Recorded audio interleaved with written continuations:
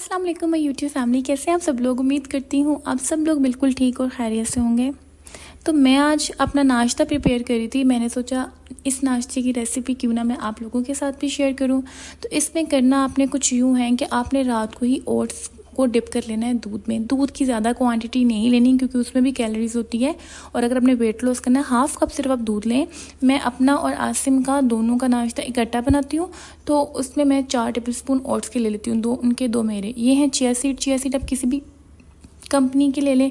मुझे ये वाले मतलब नज़र आए तो मैंने ले लिए। कोई कंपनी शंपनी इसमें मैं नहीं देखी। चिया सीड के आप फ़ायदे क्रोम पे जाके सर्च करें, गूगल पे सर्च करें, देन यू नो कि चिया सीड कितनी फ़ायदेमंद चीज़ है। और थर्ड मैं इंग्रेडिएंट इसमें ऐड करूँगी जो मुझे ज़िंदगी में कभी पसंद नहीं था, लेकिन अब मुझे वो सबसे ज़्यादा पसंद है। बचपन में हम कहते होते हैं जब फालूदे के ऊपर वो तुख मलंगा डाल देते थे ना, तो अब मुझे कहते थे अब मुझे ये नहीं डलवाना पर ये क्या मक्खियाँ से डाल दी। लेकिन आज वही चीज़ सबसे ज़्यादा पसंद है।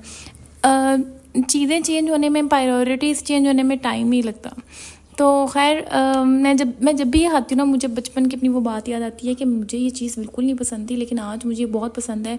मेरा बस चले मैं इसको दूध में डाल के पी लूँ, मैं इसको शेक में डाल के पी लूँ, मैं इसको शरबत में डाल के पी लूँ, मतलब मुझे अच्छे लगते हैं। ये बहुत फ़ायदेमंद चीज़ है। उसके बाद आपके पास जो भी फ्रूट पड़ा है घर में, आपने काटना है और उसके अंदर डालना है और उसको मिक्स करके खा लेना है। अल्लाह अल्लाह ते खैर सल्ला। मेरे पास आम पड़ा था, आड़ू पड़ा था, नाशपाती पड़ी थी, मैंने वही डाल दिया अंदर। बनाना पड़ा है वो डाल दें। आपके पास ग्रेप्स पड़े हैं, अनार पड़ा है, कुछ पड़ा है, आप इसके अंदर डाल दें। ये आपका नाश्ता हो गया रेडी। आप सिर्फ मेरे कहने पे ना इसको एक दफ़ा ट्राई करें। आप इतना फ्रेश फील करेंगे, इतना लाइट फील करेंगे, you can't imagine even. Society में ये रहें या सोसाइटी के बाहर रहें, या आइसक्रीम वाला हर जगह पहुंच जाता है। फिर मैंने बच्चों का नाश्ता करवाना था, बच्चों के नाश्ते में मैं लाजमी अंडा रखती हूँ। अच्छा जी, उसके बाद आज मैंने करनी है बड़ी एक इम्पॉर्टेंट बात आपसे। अच्छा, उससे पहले बता दूँ मेरी अम्मी आई हुई थी, मतलब कि मेरे आसिम की अम्मी आई हुई थी, मेरी भी अम्मी वही हैं, तो वो आई हुई थी, तो उनको थोड़ा चेकअप था, तो वो उन्होंने जाना था। ये आसिम की कॉन्वर्जेसन ज़रा सुना। जिससे कि मूवी में काम कर रहे हो अभी दूर बंदे मूवी जो ना असल मसला पता की है, रेटिंग हो जाता है, रेटिंग नहीं होता है, तो जो आ गया सास भी ना माँ के बराबर ही होती है, उसको भी वैसे ही रिस्पेक्ट मिलती है जैसे अपनी माँ को रिस्पेक्ट मिलती है। अपनी माँ से तो थोड़ी सी चूँ चढ़ाक कर ले और चल जाती है, लेकिन सास से हम चूँ चढ़ाक नहीं कर सकते, क्योंकि जब सास से चूँ चढ़ाक की जाती है तो कहते ये तो नो ने तो इतना किया। हालांकि अपनी बेटी कर लेती है, लेकिन हम वहाँ पे नहीं कर सकते। अगर आप अपनी सास से या अपने घर से थोड़ा दूर है, इसका मतलब ये नहीं है कि आपकी सलाम दुआई नहीं है या आप लोग तो एक दूसरे के बड़े मुखालिफ हो। जहाँ पर थोड़ा अगर आपने इज़्ज़त रखनी है ना और दिल में जगह रखनी है, तो थोड़ी सी दूरी बेहतर होती है। इसका मतलब ये नहीं होता कि दिल में ही दूरी पैदा होगी। दिल में हमेशा जगह रहती है, दिल में हमेशा वो इज़्ज़त रहती है। साथ रह के इज़्ज़त गंवाने से बेहतर है थोड़ा दूर रख के इज़्ज़त लाजमी रखी जाए और रिश्ता बचाया जाए, क्योंकि रिश्ता बचाना ज़्यादा इम्पॉर्टेंट है। आपने अपने बच्चों को किससे मुलाकात करवानी है? सास से मुलाकात करवानी है या उसकी दादी से मुलाकात करवानी है? मैं तो अपने बच्चों को हर वो चीज़ दूंगी जिसकी शायद उनको ज़रूरत है। माएँ कभी भी अपने बच्चों से बैठ के अपनी फैमिलीज़ को डिस्कस मत किया करें कि उनकी खालाएँ कैसी हैं, उनके चच्चे कैसे हैं, उनकी बहुएँ कैसी हैं, उनकी फलाना कैसी हैं। कोई ज़रूरत नहीं है उनको डिस्कस करने की। बच्चों को न्यूट्रल रहने दें। उनकी दादी आती है, उनकी मामा आती है, उनकी खाला आती है, उनकी ताई आती है, उनके चच्चे आती है। उनके दिल में हर बंदे के लिए रिस्पेक्ट होनी चाहिए, और ये रिस्पेक्ट बहुत ज़रूरी है। रिश्ते मैटर करते हैं, बहुत ज़्यादा रिश्ते मैटर करते हैं। अगर कल को अल्लाह ना करे माँ बाप नहीं हैं, तो पीछे ये रिश्ते ही होते हैं जो सपोर्ट करते हैं।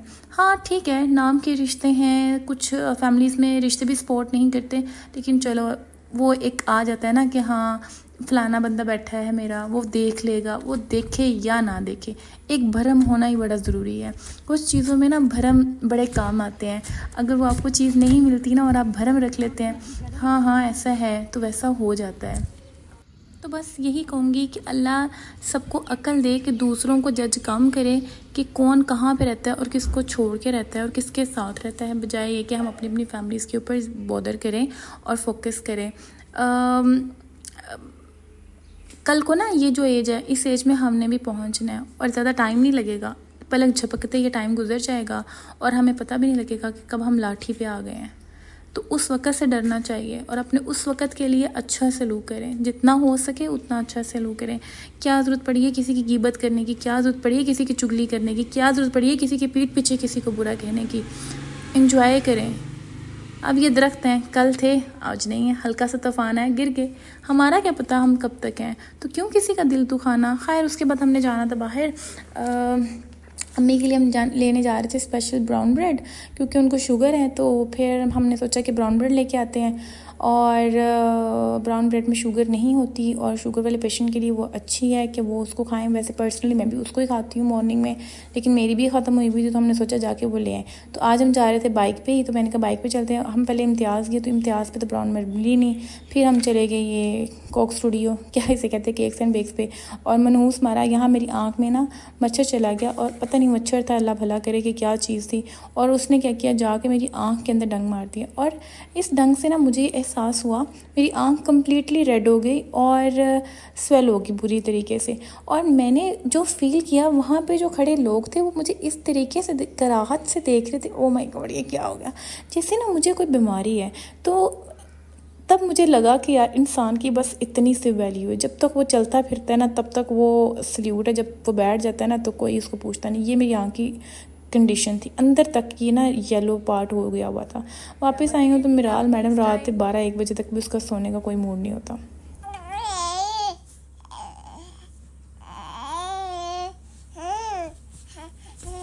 दिल नहीं कर रहा सोने को, सोना नहीं है आपने?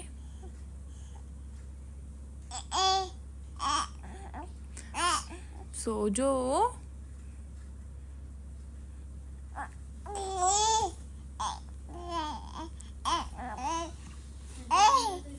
माएँ आ जाए ना तो बड़ा सुकून होता है। बच्चों को ना आप दादियों के वाले करो, आप खुले अयाश मतलब घूमो, अयाशी करो, जहाँ मर्ज़ी जाओ।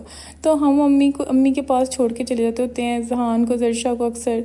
तो अम्मी बड़ा एंजॉय करती हैं, बच्चे भी बड़ा एंजॉय करते हैं अम्मी की कंपनी को। और जरशा उल्टी सीधी हरकतें करती रहती है, फिर कभी डांट खाती है हमसे, कभी वो प्यार लेती है अपनी इस उल्टी सीधी हरकतों से। और जहान ने टाइम से सो जाना, जरशा ने टाइम से नहीं सोना। बस आज के व्लॉग में मैं इतना ही कहना चाहूँगी कि अपनी लाइफ पे फोकस करें। किसी के बारे में बात करके आप गुनहगार मत हो। आप सवाब लेने बैठे, आप सवाब लें। खुदा हाफिज़।